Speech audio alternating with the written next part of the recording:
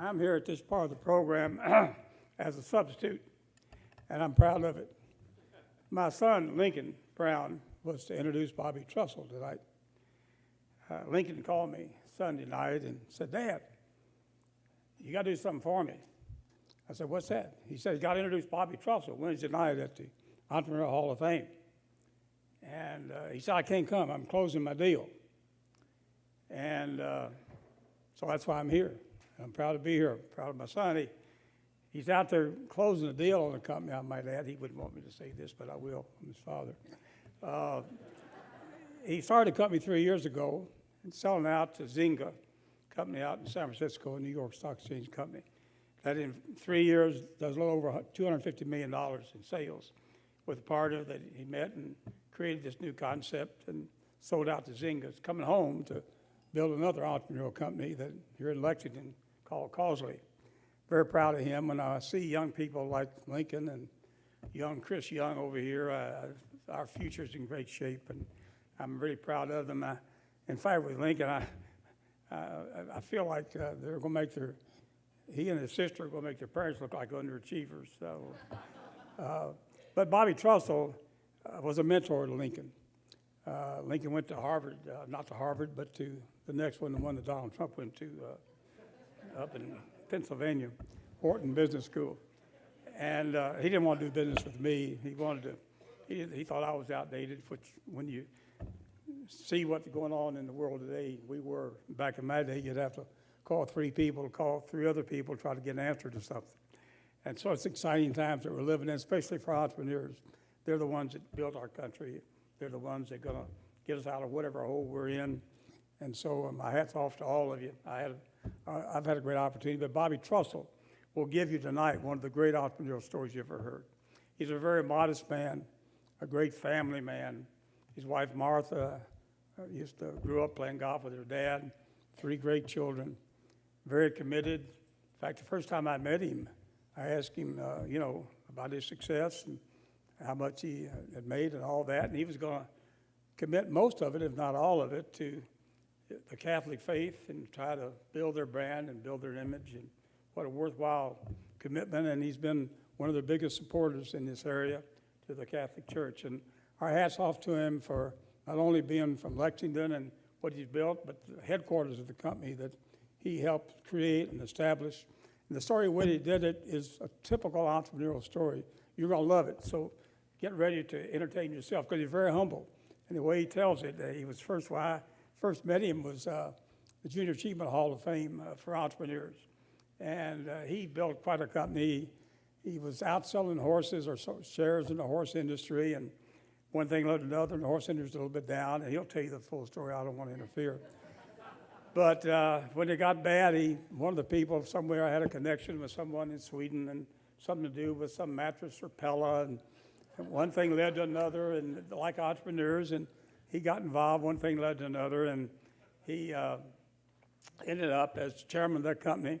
He got the distribution rights for North America, and later he was 60% of the sales of the company, and they merged in year 2000, and then went public in 2006, $1.3 billion company.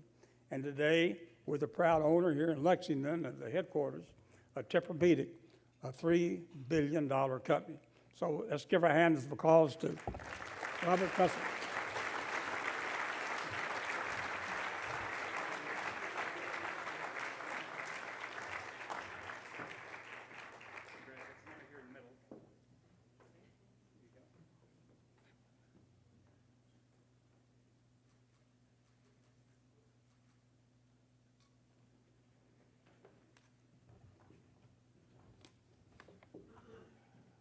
Well, I don't really need to say anything anymore. Thank you, Governor Brown, and all of you very much, and thanks to the Kentucky Entrepreneur Hall of Fame for including me in this illustrious group. I'm very humbled to be on the same stage as these outstanding businessmen and people. It's just quite an honor. In 1991, I was 40 years old, had 2 little kids, no job, had 2 mortgages, and was $1 million in debt. I was pretty much the brokest man in America, or so I felt. I'd been in the thoroughbred racehorse business ever since college, but in the late 1980s, the whole industry kind of dried up and went away. I was at a crossroads in my life where I didn't know what to do. I'm originally from Milwaukee, Wisconsin, and I had 16 years of Catholic education, finishing my schooling at Marquette University. At a time of need, I did what any red-blooded Catholic boy would do. I rolled up my sleeves and I went to church, going to Mass on weekday mornings. I told God that I didn't know what to do, and I was open to any suggestions, and it didn't necessarily have to be in my beloved horse business anymore. Searching for any opportunity, I got involved with a multi-level marketing scheme for sprint long distance. Started an equine lending advisory service. Developed a 900 number handicapping service called Bloodline Bob. And started a company to market Swedish-made negative ionizers. All of these failed miserably. I was becoming a cross between Mr. Haney on Green Acres and Ralph Crandon of the Honeymooners. Need an air cleaner? Long distance service? A tip on the 5th at Aqueduct? I'm your man. But then a miracle happened. I met a Swedish guy named Michael Magnusson through the horse business who claimed to make the world's greatest mattress. I flew to Stockholm in October of 1991, slept on the mattress, and agreed with Michael that this was the most amazing product I'd ever encountered. I was able to prevail upon him to give me exclusive North American distribution rights and started a company to market the products in the US. Tempur-Pedic was born. But now I was charged with the task of raising money to support my new venture. I asked Michael to come over from Sweden to help me raise money to get going. I have an Uncle Bill who lives in Chicago. Uncle Bill had previously invested in several of my European horse racing partnerships, and we had lost a lot of money. Now I had to convince him that even though we lost money in the horse business, something I know a lot about, that we were going to make money in the mattress business, something I knew nothing about. I could barely spell mattress. Nevertheless, after Michael and I met him at his house and showed him the product, Uncle Bill went into the back room and came out with a check for $50,000. I was extremely appreciative. Said goodbye, drove Michael to the airport at O'Hare, and drove home to Lexington. On the way home, I stopped at a fast food restaurant for dinner. The next morning, my phone rang, and it was Uncle Bill. He said he had just got a call from Cindy, who works at a Burger King in Lebanon, Indiana, who had found a check for $50,000 on the floor.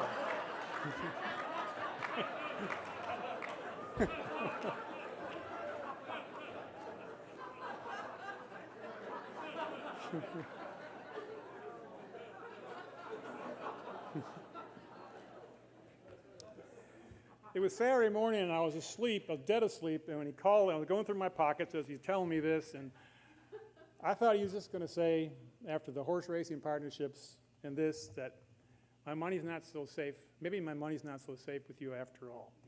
But instead he said, is it okay if I overnight you another check? That was my Uncle Bill. We struggled a bit that first year.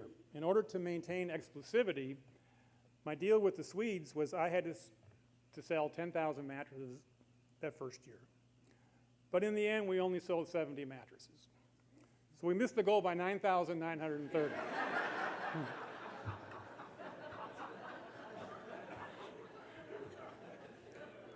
I gave myself a written warning and put it in my file.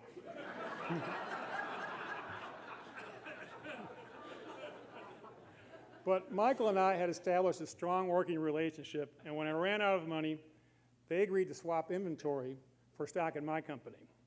I didn't have a lot of choice, but I learned that having half of something is better than having all of nothing.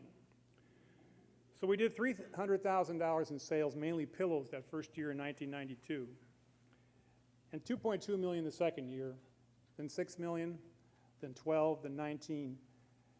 And we steadily grew at a 40% rate for over 12 years. Actually, if we had sold more mattresses during that period, we couldn't have produced them anyway because the plant overseas was at maximum capacity the whole time. Along the way, there were many ups and downs, literally.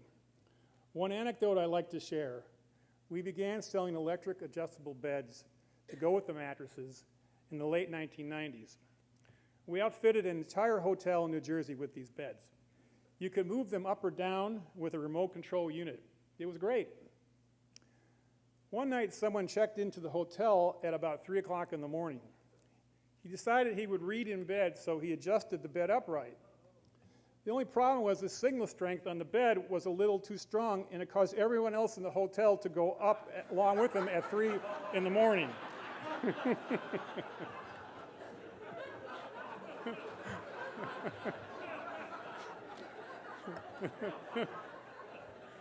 The next day, the manager of the hotel called Dave Fogg to complain, but he was laughing so hard he could hardly speak. Those are the ups and downs. But even with that start, today Tempur Sealy sells more adjustable beds than anyone else in the country. Dave Fogg was actually the first guy to write me a check, and he came on board 2 years later and became my right-hand man. He'd been working at Island Creek Coal, which was sold, and then he was laid off. He made the serious mistake of telling me that Island Creek had to pay out his contract for 2 years. I said, "That's really interesting." So Dave came on board, and his employment deal was that he would not get paid for the first 2 years.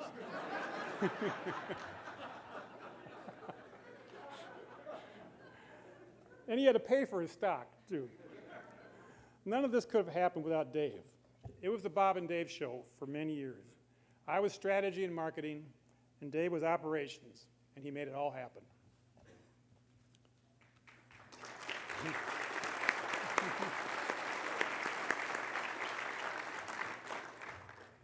Eventually, the product overcame all the marketing mistakes we made. The next thing I knew, the whole business seemed to develop a life of its own, and I turned around, and this old horse guy was the CEO of a billion-dollar company on the New York Stock Exchange. Since then, Tempur Sealy has flown to new heights with over $3 billion in sales, and is the largest and most profitable mattress company in the world. Nobody will ever convince me that this is anything but an answer to a prayer back in 1991. I feel very blessed, as I'm sure all my fellow inductees do, and the natural response is to want to give back. Because of this, I hope to spend the rest of my life giving back by promoting Christian causes around the world, especially Catholic TV and radio, which is a particular interest to me, and I think has great potential to educate and inspire. One more thing about Uncle Bill. Uncle Bill had 8 kids and 28 grandkids. He was rewarded for his unrelenting faith in me, as he ended up making over $8 million on his $50,000 investment, which more than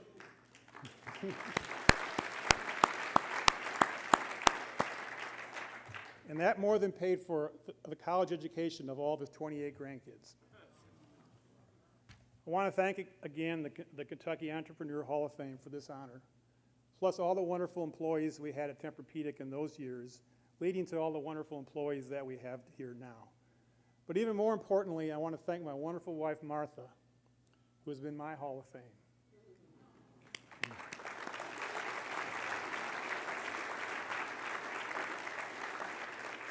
She has always supported me in whatever crazy venture I was getting into. And without that unconditional support, this wouldn't have been possible. Thank you, baby. Thank you all. And thank you, Lord. Very well done.